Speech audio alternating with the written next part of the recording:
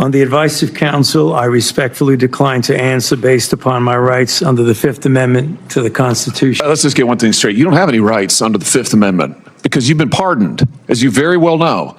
As the Supreme Court has been clear for a century and more, Brown versus Walker, 1896, when he has been pardoned, he may not stand upon his privilege. You know that. Your lawyer is sitting behind you now, shifting nervously in their chairs. They know it. This isn't about the Constitution. This isn't about the law. This is about contempt. Contempt for this body and contempt for the American people. But I think I know why you're doing it. It's because you don't want to answer questions. It's because you did all kinds of terrible things. It's because during the pandemic, you got rich, didn't you? You got rich while people were dying, hundreds of thousands of Americans, over 1 million in the end, and you were getting rich. And not only were you doing that, you were using federal employees with taxpayer money to apply for and solicit cash prizes for you personally. Cash prizes totaling over $1 million. You did all of that during the pandemic, didn't you? That's a question. On the advice of counsel, I respectfully decline to answer based upon my rights under the Fifth Amendment to the Constitution. You remember Greg Folkers? Who was that?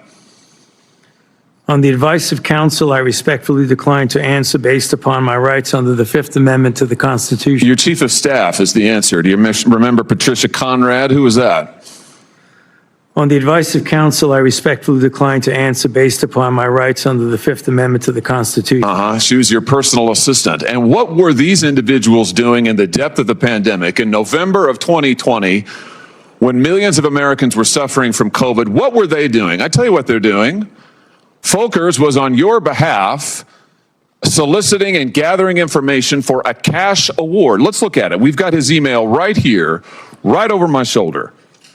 Folkers says, I'm working on this nomination for the Dan David Award for Fauci. We need to beef up the COVID part. Do you have language in the can that you could share that delineates how we responded in new ways to COVID? He sends this to multiple federal employees. What was the Dan David Award? Do you remember, Doc?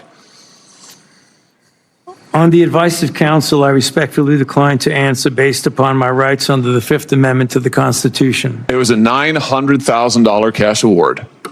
$900,000 cash award. And he got it because he used federal employees to get it. And this wasn't the only award, was it, Dr. Fauci? In fact, you applied for and received at least 8 other federal cash prizes on federal time using federal employees and federal resources. Here they are over my shoulder. Besides the Dan David Award, you've got the Partnership for Public Service, you've got the Adelson Prize, you've got the Smithsonian Award, you've got the National Academy of Medicine's Award, you've got the CDC Foundation. In fact, you turned your staff into a full-time application machine. You actually wrote to people and said, do you think maybe I'd qualify? And you got cash for all of this. And it wasn't just 1 or 2 employees, was it? In fact, you used 8 separate federal employees on federal time using federal resources to solicit cash awards. Isn't that true?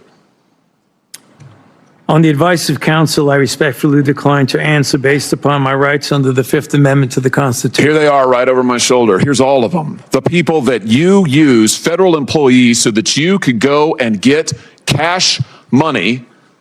And the most hilarious part is that you weren't content to even dragoon them into applying for all of these cash awards. You then had them go out to the ethics agencies and ethics watchdogs and demand that you be able to get the money.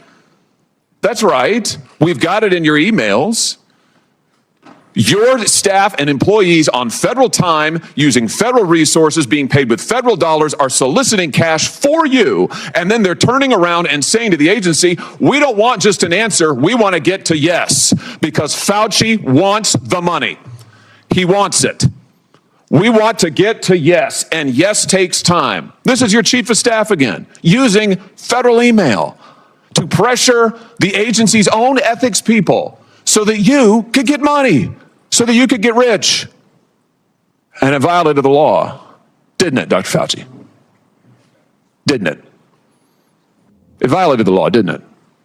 Is that a question? It is a question. You can answer. Go ahead.